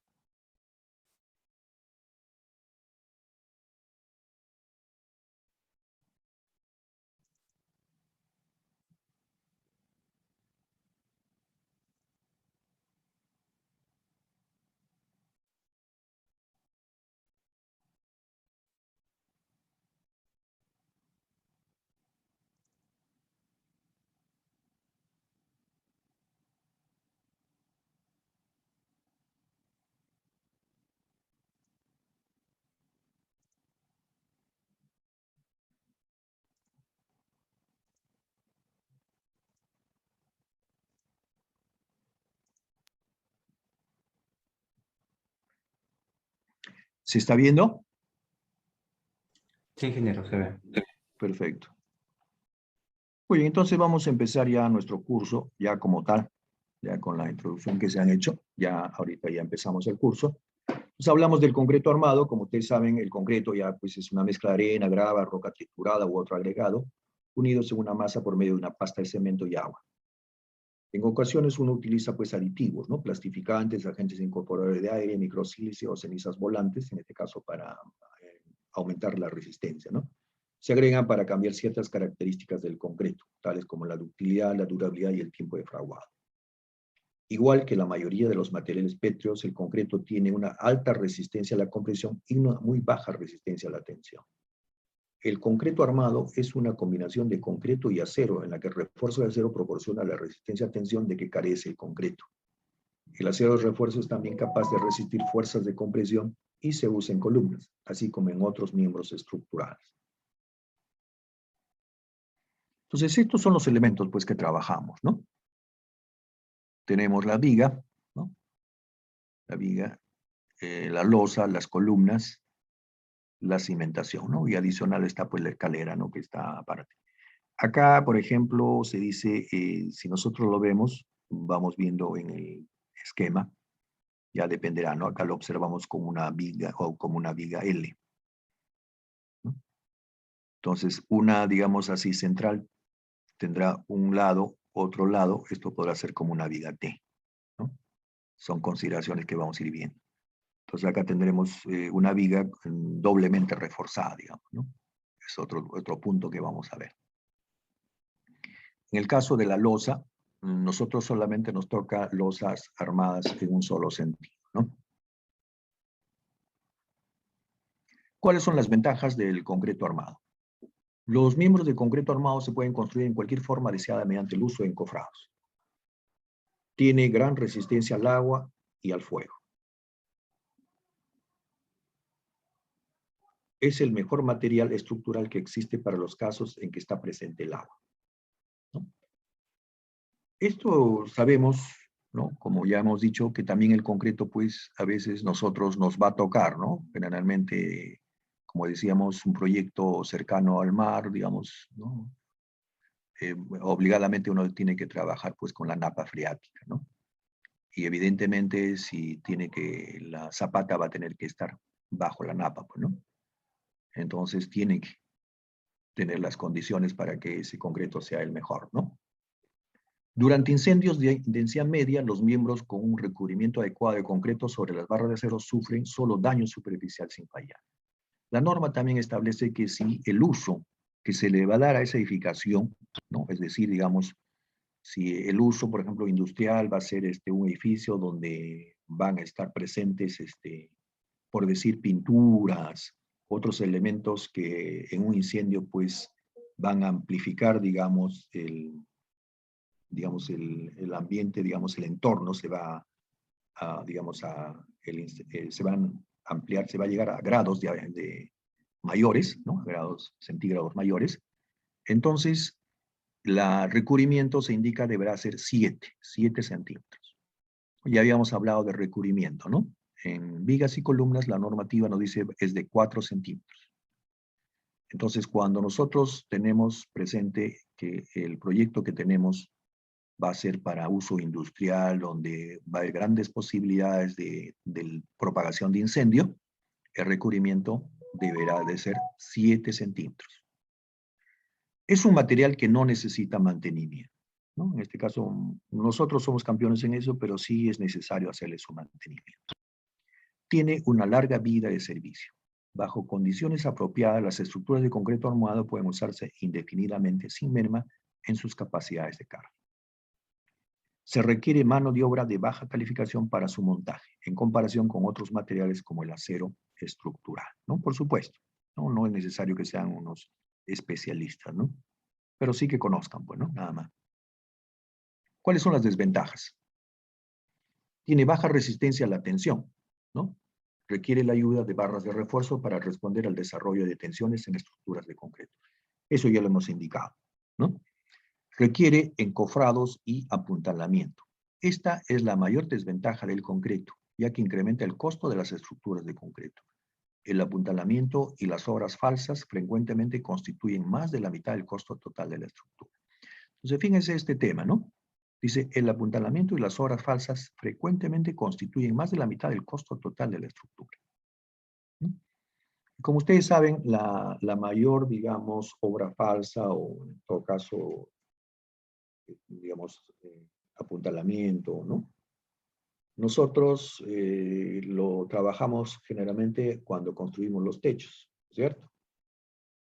Por eso es que ustedes habrán visto, ¿no? Digamos, habrán visto en los últimos centros comerciales, ya no se utiliza pues la losa aligerada, una losa de concreto, ¿no? Sino se está utilizando otro tipo, ¿no? Otro método, digamos, en el caso de losas, ¿no? Digamos, se utiliza un elemento, digamos, una estructura metálica, ¿no? Una lámina metálica, y encima de eso va a concreto, ¿no? Pero como ustedes se habrán dado cuenta, van acompañadas de algunos elementos metálicos para no permitir que haya mucha obra falsa y que el apuntalamiento sea el mínimo necesario. Entonces, ¿por qué? Porque justamente, ¿no? Las obras falsas y el apuntalamiento siempre han sido un costo altísimo, ¿no? Que constituyen, como se indica, más de la mitad del costo total de la estructura. Entonces ya todos estos digamos, nuevos métodos en caso de la losa, ¿no?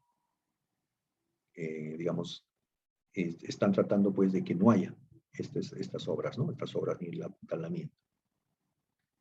¿Ya? Entonces, con eso ya se está, pues, inclusive, habrán visto, ¿no? Si alguien ha tenido la oportunidad de hacer práctica, ¿no? El tiempo, ¿no? Se hace más rápido la construcción con este elemento. ¿Ya? Tercero, las propiedades del concreto varían ampliamente. Las propiedades mecánicas y físicas del concreto son sensibles y requieren de un adecuado proporcionamiento mezclado y curado. Resultan en miembros estructurales pesados. Esto se vuelve muy importante en estructuras de gran luz, donde el gran peso muerto del concreto tiene un fuerte efecto en los momentos flexionales.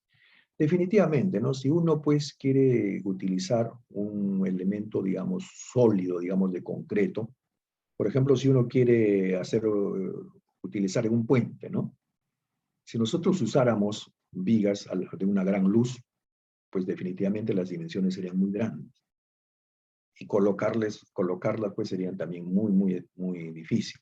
Entonces lo que se hace generalmente ya pues cuando los elementos, digamos, para elementos de gran luz, ya no se usan pues vigas sólidas, ¿no?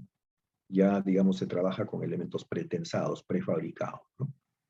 Entonces ya va, digamos, dependiendo del uso también, ya van, digamos, utilizando otro tipo de, digamos, de elementos, ¿no? Como son concreto, pero en este caso ya concreto pretensado, preesforzado, prefabricado, ¿no? Esto es de lo que les hablaba, ¿no? ¿Recuerdan? Fíjense acá, dice, un edificio de 30 pisos de concreto armado en construcción. Bueno, eso en su época, pues, ¿no? Es el Pacifica Park Plaza, es una de las más grandes estructuras de concreto armado en el área de la Bahía de San Francisco. Sobrevivió sin daño el terremoto de Loma Prieta el 17 de octubre de 1989. Fíjense el año que estoy hablando, 1989. La instrumentación en el edificio grabó la aceleración horizontal pico de 0,22 G en la base y 0,39 G en la parte superior del edificio. ¿Qué les parece? Justamente les decía, mire, fíjense, desde el año 89, ¿no? A lo que voy es que los edificios que se construyen en Estados Unidos están obligados a colocarle instrumentación, ¿no? Y ahora es mucho mejor porque ahora se monitorea en línea, ¿no? Fíjense, ¿de qué año estoy hablando? También nosotros recién estamos, pues, en pañales, ¿no? Como les decíamos, nosotros en el CIMI tenemos un monitoreo solamente de 3 edificios, ¿no? 3 edificios. No puede ser, pues, ¿no? Entonces acá por eso les decía, ¿no? Ya seguramente, ¿no? Más adelante, digamos, ya el Estado a través del Ministerio de Vivienda seguramente va a obligar que todos los edificios nuevos que se construyen tienen que ser instrumentados, ¿no? Y digamos, ya el monitoreo, ese va a ser un problema, ¿no? Habría que ser, digamos, de todas maneras, ¿no? Lamentablemente no hay, digamos, una cultura, digamos, nosotros como universidad pública deberíamos tener todo el apoyo de los ministerios, ¿no? Por ejemplo, podríamos ser en este caso, por ejemplo, el monitoreo debería corresponder, digamos, si nosotros tenemos un centro de investigación donde se puede hacer el monitoreo, debería encargársenos a nosotros, ¿no? Porque nosotros como universidad estatal formamos parte del Estado, entonces deberíamos trabajar en eso, pero no sé. Ojalá que las cosas pues se den como debe ser más adelante, ¿no? Fíjense, este es un aspecto, por eso este es interesante, ¿no? Cuando hablamos de Y lo que es importante, fíjense, cómo es que se mide tranquilamente. En la base, fíjense, 0,22 y 0,39 en la parte superior. Fíjense cómo se amplificó, ¿no? Por eso entra en la base y acá en el que está arriba se amplifica, tiene mayor, ¿no? Como debe ser, se amplifica por el movimiento, ¿no? Por la estructura. Entonces, esto es importante porque viene otro sismo y estos valores varían. Entonces, como si varían muy, muy grande, entonces ya ha habido algo. Entonces ya inmediatamente se da aviso a que evalúen ese edificio, inmediatamente, ¿no? Por supuesto, esto es antiguo, ¿no? Ahora los sensores son mucho más múltiples. No solamente te miden vibración, ¿no? Te miden, digamos, calor. Te miden, en caso por un incendio, digamos, ¿no? El sensor también te mide, o sea, eso es múltiple, digamos, ¿no? Ahora son mucho más desarrollados, ¿no? Entonces, digamos, las consideraciones para hacer un buen diseño y prever, digamos, movimientos en nuestro caso, pues sería interesante, ¿no? Pero bueno, como les digo, todo depende, pues, digamos, de que las cosas se hagan como debe ser, ¿no? En el caso de las estructuras, como les decía, ya los software también ya han crecido, ¿no? Como ya ustedes van a ver, no solamente hay software, digamos, en el aspecto, digamos, lineal, sino software no lineal, ¿no? Para las edificaciones. Y las edificaciones han mostrado, pues, ya un gran desarrollo también desde el punto de vista experimental, ¿no? No solamente son consideraciones teóricas, ¿no? Sino también experimentales, ¿no?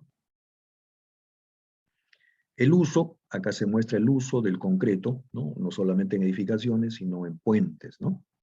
Acá son, por ejemplo, son prefabricados, ¿no? En puentes, ¿no? Como podemos decir. Tenemos también en reservorios, también se utiliza el concreto, ¿no? Se utiliza también en represas, ¿no? Toda la tecnología está, digamos, ya bastante avanzada en todo esto, ¿no? Se utiliza en la parte vial, ¿no? El concreto. El concreto está presente en todas las especialidades.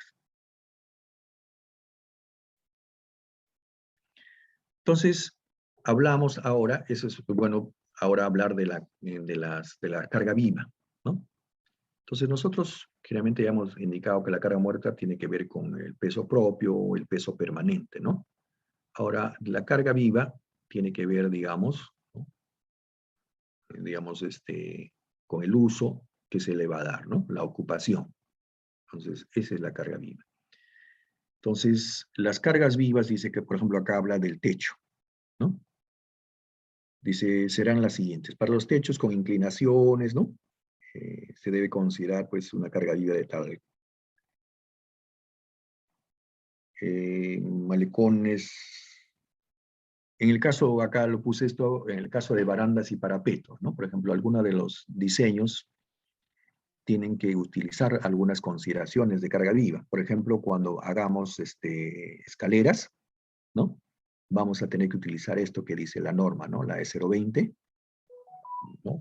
Digamos, ahí dice, pozo para escaleras, balcones y techos en general, ¿no? Escaleras. Esto generalmente dice, las barandas y parapetos se diseñarán para las fuerzas indicadas en la norma técnica de edificaciones, la E030 de diseño sismo resistente.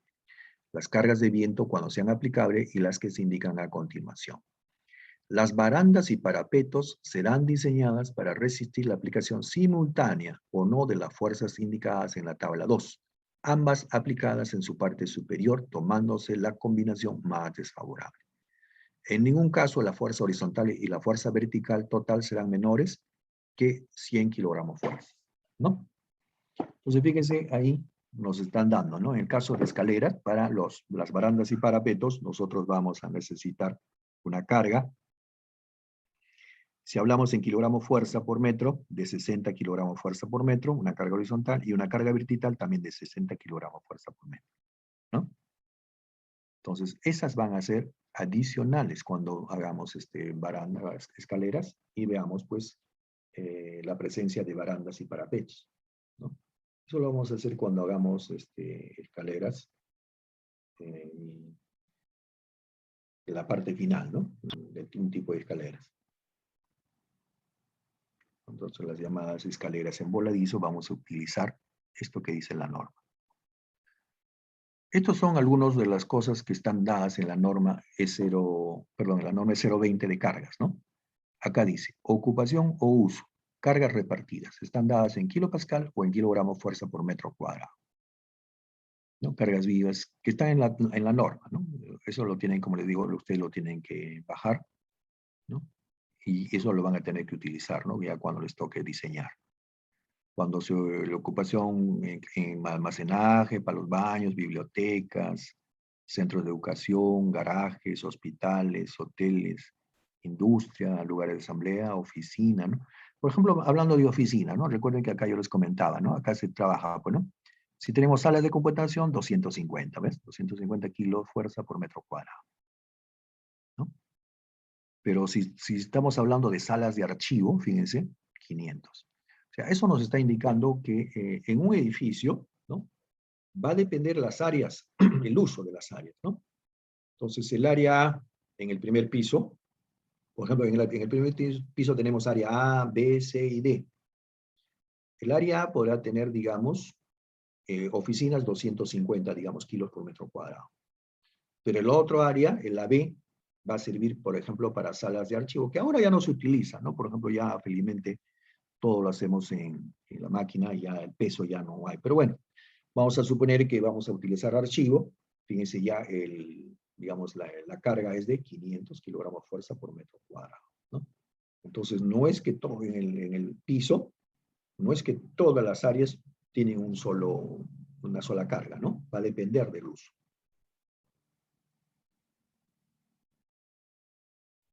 Entonces, cuando se trabaja con las cargas vivas, ¿no? Existe lo que se llama la reducción de carga viva. Las cargas vivas mínimas repartidas indicadas en la tabla 1 podrán reducirse para el diseño de acuerdo a la siguiente expresión. Entonces, el artículo 10 nos dice, pues, que hay que reducir la carga viva para algunas consideraciones. Entonces, acá se da una formulita. LR es la intensidad de la carga viva reducida, que es igual a L sub 0. L sub 0 es la intensidad de la carga viva sin reducir, ¿no? Que lo tomamos de la carga o de la tabla 1. ¿no? Esta es la tabla 1. Y AI es el área de influencia del elemento estructural en metros cuadrados, ¿no? Que se calculará mediante esta área de influencia, que es K por el área sub T. ¿no? Esta área sub T es el área tributaria del elemento en metros cuadrados. Y K es el factor de carga viva sobre el elemento de la tabla 3, que es la tabla 3. ¿no? Entonces, cuando hablamos de columnas y muros, el valor de K será 2. Cuando hablamos de vigas interiores, de borde voladizo, 2. ¿no? O vigas en volado, 1. vigas de borde que soportan volados, 1. ¿No? Entonces tenemos esos elementos que vamos a trabajar. Dice, algunas consideraciones respecto al área de influencia, ¿no? En este de la reducción de carga viva, el área de influencia deberá ser mayor que 40 metros cuadrados. Fíjense, el área de influencia. O sea, las reducciones en la carga viva estarán sujetas a las siguientes limitaciones. El área de influencia deberá ser mayor que 40 metros cuadrados. En caso contrario, no se aplicará ninguna reducción. B, el valor de la carga viva reducida, LR, no deberá ser menor que 0,5 de la carga viva sin reducir. C, para columnas o muros que soporten más de un piso, deben sumarse las áreas de influencia de los diferentes pisos. Entonces tenemos varias limitaciones. Entonces acá se muestra las áreas tributarias, ¿no?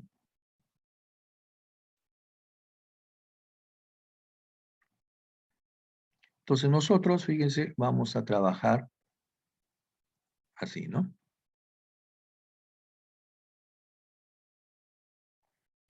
Entonces cuando nosotros tengamos, pues, la necesidad, ¿no?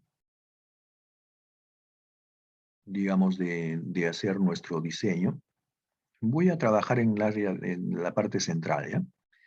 Entonces voy a suponer acá que solamente tengo, bueno, mejor voy a hacer la parte.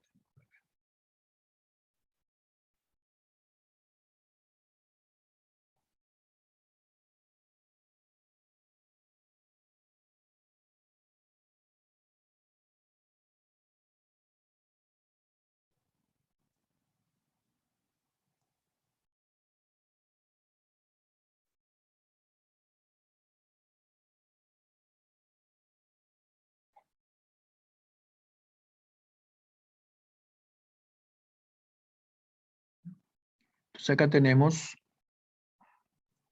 nuestras columnitas.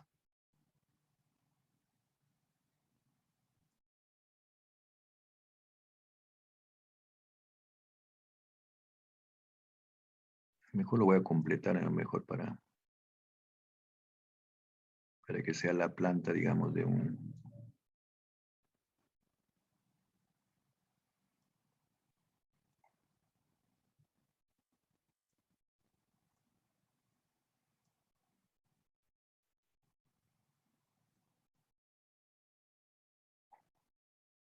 Mejor lo voy a completar.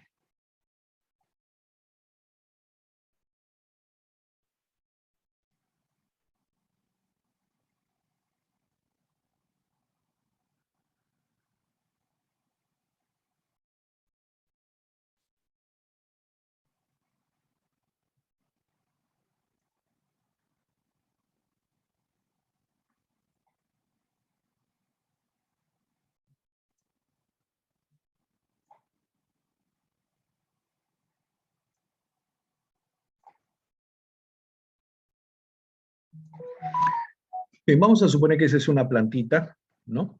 Una planta de una edificación con sus columnitas. Entonces yo, para calcular, digamos, el área de influencia, digamos, ¿no? Nosotros vamos a trabajar, digamos, con...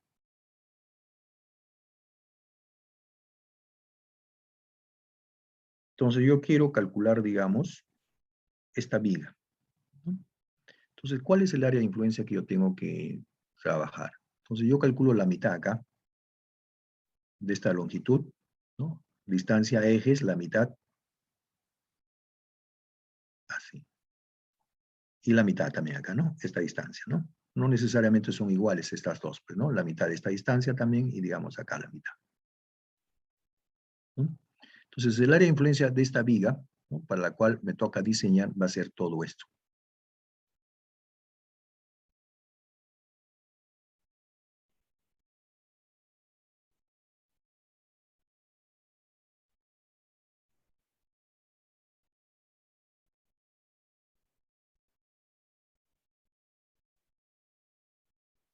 Así es. Entonces, ahí tengo mi área de influencia. Así. Entonces, todo ese es el área de influencia. Entonces, acá todo el peso de eso va a absorber esta viga, ¿no? Entonces, ¿por qué? Entonces, lo que yo hago es generalmente, pues, trabajar, ¿no? En este caso, la condición de que nuestra viga esté armada, pues, en un sentido, ¿no?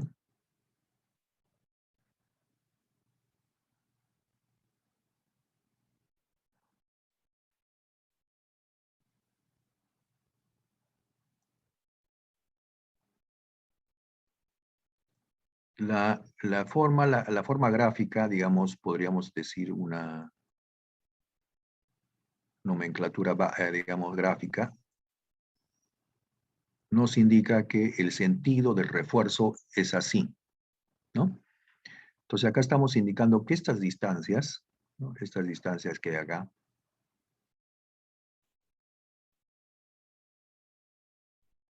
¿no?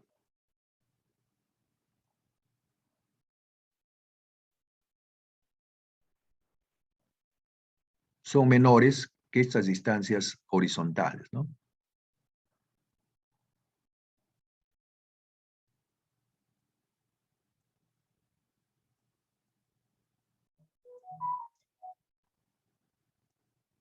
Son menores.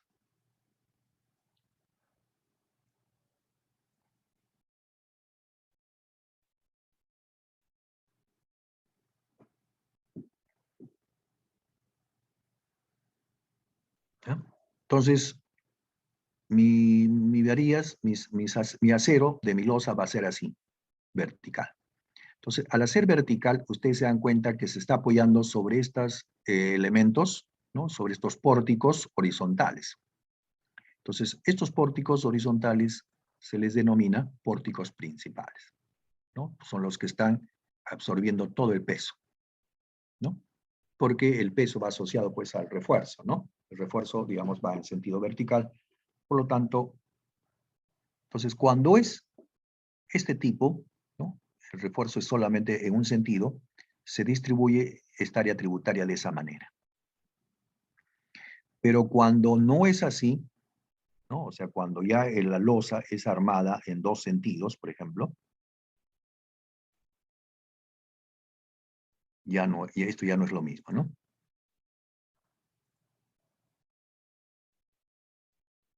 Uy, bueno.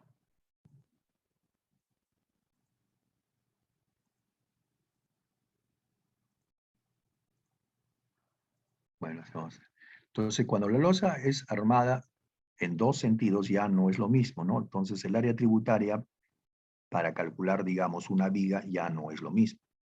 Entonces, como decíamos ahora, va a ser diferente. ¿Mm?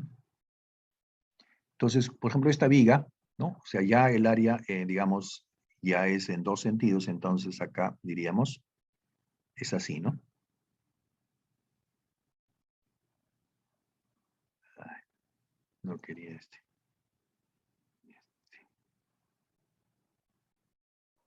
¿No? Entonces este es así, ¿no?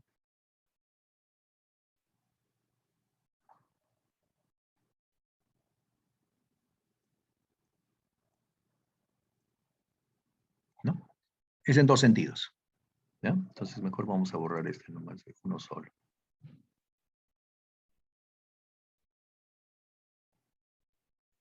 Entonces cuando es dos sentidos, ya la forma, digamos, cambia, ¿no? Entonces cuando es, ya esto es así. Entonces yo a 45, a 45, a 45, a 45, voy así, ¿no? Así, a 45.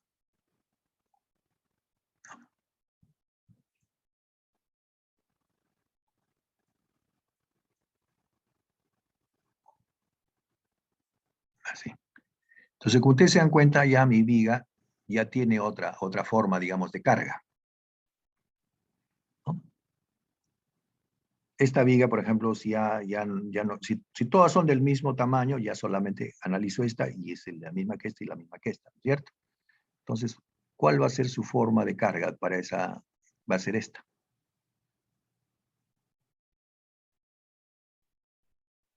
Esta, ¿eh? Todo esto, ¿qué es esto? Que es la que está acá. Entonces, para toda la viga van a ser así, pues, ¿no?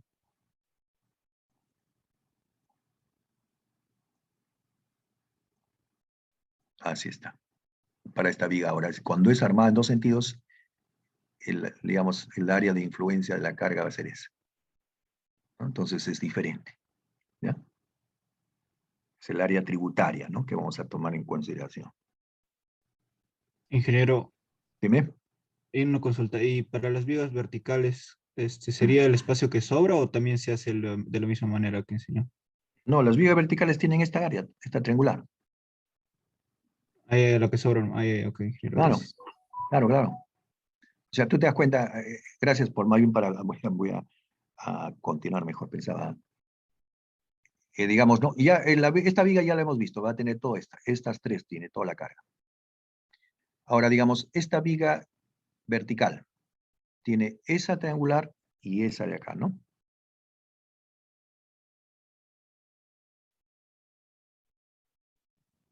¿Se dan cuenta? Esos dos triángulos es para esa viga. Ahora, esta viga perpendicular, pero digamos, de este lado, ¿no? Es esto nada más, tiene esto. Esas dos, tiene esta, la perimetral esta. Igual, esta que está de lado, tiene esta,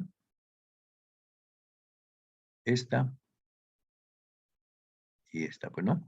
Tiene estos tres para esta nada más. O sea, cada uno tiene su área, ¿no? Entonces, de esa manera ya se puede calcular, ¿no? Entonces, ya vamos a ir viendo. Esto es en el caso de viga doblemente armada, que es lo que no nos corresponde. A nosotros nos corresponde lo más simple, como les decía, que es a mitad nada más, ¿no? Porque solamente como es armada en un sentido, ya sencillamente nosotros no necesitamos esto de acá. El área tributaria va a ser solamente a la mitad nada más. Uy, borré lo que no debía borrar.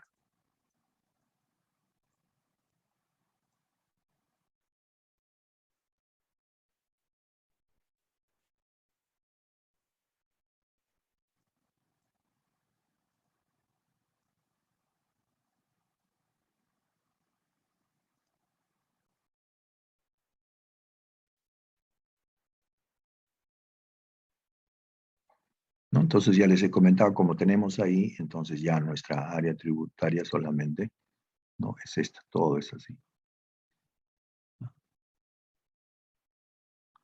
Entonces para esta viga central ya les he comentado que es esta, pues, ¿no?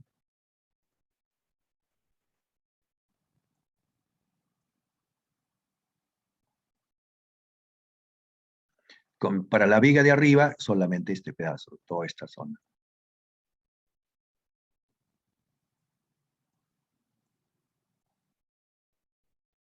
¿No? Igual acá.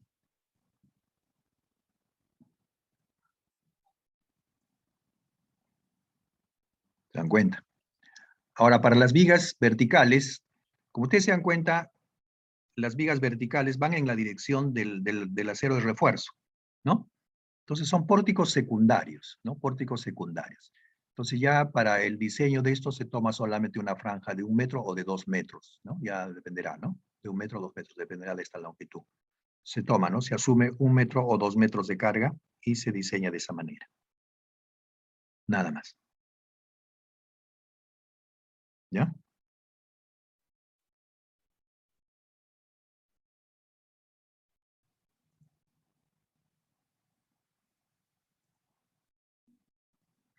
Ya, escucha que es.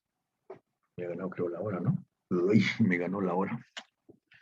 En la planta simple de piso dice 30-50 de peralte y luz de 9 metros. Por ejemplo, esta es una simple, ¿no? Este es un ambiente simple, ¿no? Acá hay vigas, ¿no? 1, 2, 3, 4 vigas verticales, 1, 2 vigas horizontales, ¿no? Es una planta simple. Esta es la sección. Son secciones de 30 por 50, ¿no? Fíjense, acá es 38, pero más 12 la losa, en realidad la viga es de 30 por 50, ¿no? Sino que 12 centímetros está, digamos, con la losita, ¿no? Es una losita de 12 centímetros. Y las distancias están a ejes, ¿no? Esta no, la 9 metros sí es a extremo. Entonces dice Las vigas están espaciadas 2.7 centro a centro. Una losa de 12 centímetros de espesor está en tramos de viga a viga. La estructura de piso será usada para edificio de oficinas. Así, por código, la carga mínima uniformemente distribuida será 250 kilogramos por metro cuadrado. Calcule las cargas muerta y viva que una viga interior tiene que cargar. Asuma 100 kilogramos por metro cuadrado para la carga muerta superimpuesta por los tabiques, sistemas mecánicos y eléctricos. Entonces, ¿cuáles son los pesos que vamos a nosotros metrar?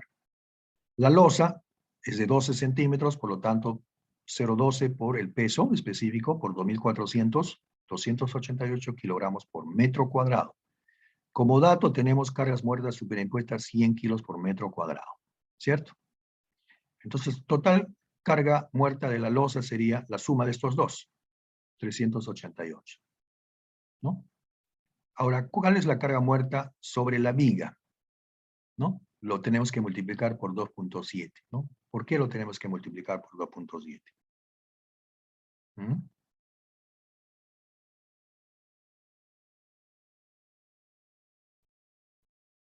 ¿Se han dado cuenta que ahí tenemos 388? ¿No? Entonces yo, por ejemplo, quiero... Ya.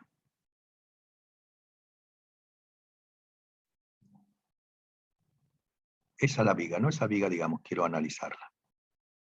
Esta viga central. Entonces, mitad, mitad. ¿Cuánto vale esa distancia entre estas líneas amarillas? ¿Cuánto vale? 2.7. 2.7. 2.7, perfectamente. Entonces, todo este es el área tributaria. 2.7. Entonces, ¿cómo yo analizo la carga muerta sobre esto? Entonces, todo está en metros cuadrados. ¿Cómo hago yo para tenerlo sobre, digamos, sobre una línea, digamos, la carga, ¿no?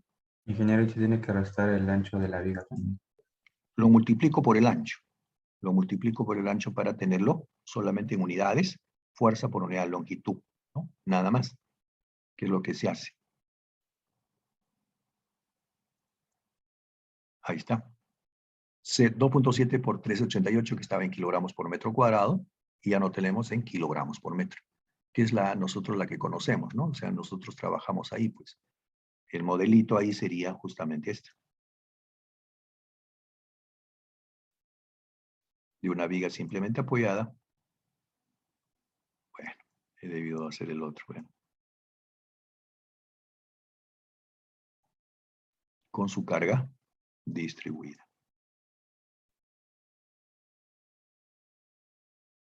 ¿No? Esta es la carga distribuida. Entonces, por eso decíamos, y esto está en unidades, kilogramos por metro, así lo conocemos, ¿no? ¿Recuerdan o no? Así trabajamos en nuestras viguitas. Ingeniero. Sí, dime. Ahí en el ancho del ancho tributario se está considerando 2.7, ¿verdad? Pero ahí se tendría que restar, me parece, el ancho de la viga también, que es 30 centímetros, porque ese ancho de la viga ya se está considerando en el peso de la viga. Ah, ya. Sí, tú tienes razón. Acá, claro, ahorita teníamos la carga sobre la viga, pero nos faltaba el peso de la viga, ¿no? Adicional el peso de la viga, que también es carga muerta, ¿no? 0.30 por 0.50 por 2.400. En este caso, sí, nosotros debíamos no tomar en consideración 0.50, sino solamente la viga, porque ya en los 12 centímetros está acá. ¿No es cierto? Los 12 centímetros está ahí, entonces ya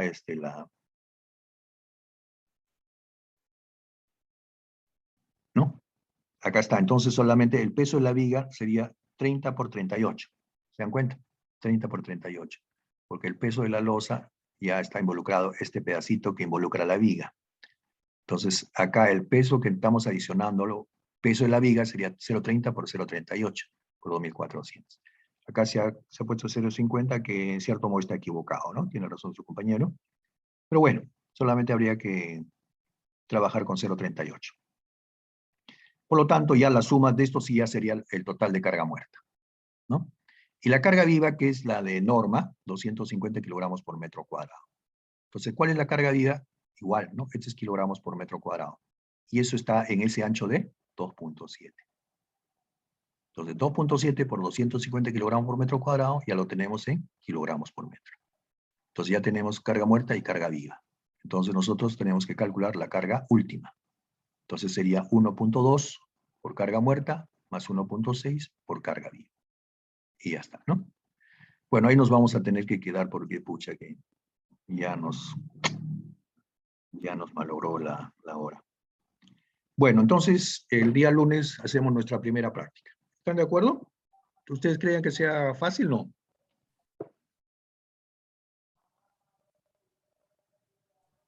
Nilton, ¿qué me dice Nilton? Sí, estoy de acuerdo, ingeniero. Me parece bien. Pero por eso yo quiero que estudien, ¿no? ¿Saben por qué les digo? Porque esa base necesitan base. Y hay muchos que no han hecho una buena base, entonces, aunque sea, se supone que es recordar nomás. No es que digo, bueno, todavía no conozco. Se supone que ustedes ya conocen el tema, ya han dado práctica sobre el tema, ya han estudiado, se supone, ese tema. Entonces, se supone solamente es recordar. Inclusive les estamos diciendo que recuerden, o sea, tienen este fin de semana para practicar un poquito. En realidad, la práctica no debiera ser así. Debiera ser el primer día, ¿no? Tomarles de frente. Sin decirles qué cosa voy a tomar, ¿no? Esa sería una buena práctica para saber cómo viene. Pero no se hace así. ¿Por qué? Porque no se les quiere jalar, pues, como, digamos, ¿no? O sea, de mala manera, ¿no? Entonces, de todas maneras, se les da una oportunidad de que vuelvan a repasar un poquito. Entonces, eso es lo que estamos haciendo, ¿ya? Entonces, el día lunes, por favor, traten, pues, de repasar, porque les va a ayudar de todas maneras a repasar un poquito los temas ya que se les ha indicado, ¿ya? Entonces, nos vemos el día lunes. ¿No? Hasta luego con todos. Hasta luego con todos, ingeniero. Ok, ingeniero. Muy bien. Nos vemos. Hasta luego, ingeniero. Hasta luego.